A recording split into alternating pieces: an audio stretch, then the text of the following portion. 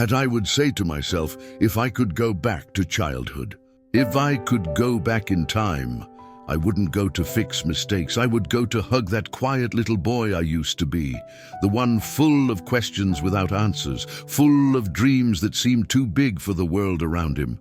I'd look him in the eyes and say, you don't have to fit in so much. You don't have to be what they want.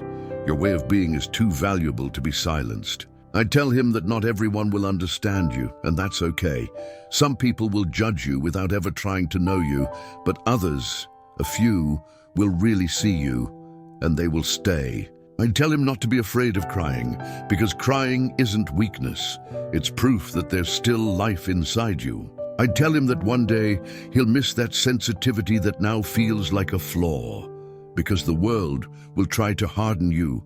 But those who keep their heart alive become lighthouses for others lost at sea. If I could go back, I'd tell him to allow himself to fail, not to be trapped in the fear of making mistakes, because sometimes mistakes teach more than success. And perfectionism is just a prison disguised as expectation. I'd tell him not to give up on his dreams, even when everyone laughs, even when it seems impossible, because one day those dreams will be the reason someone else decides to start again. I'd say his value isn't in what he does, but in who he is. Even when he's tired, even when he's not producing anything, he's still worthy.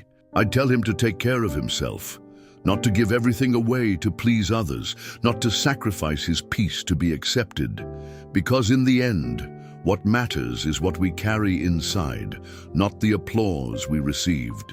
I'd also tell him to look up more often, to connect with something greater, because life is too big to be just routine, rush, and fear of failure. I'd hug that little boy and say, I forgive you for judging yourself so much. I love you for staying on your feet, even when you wanted to fall. And I promise, I'll never abandon you again. Because, truthfully, no one betrayed us more than ourselves. But it's never too late to go back. It's never too late to rescue the child we were and build a life that child would be proud to call home.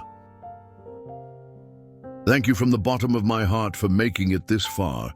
If something inside you was moved by this video, it's because you too carry questions, dreams, and truths that deserve to be heard.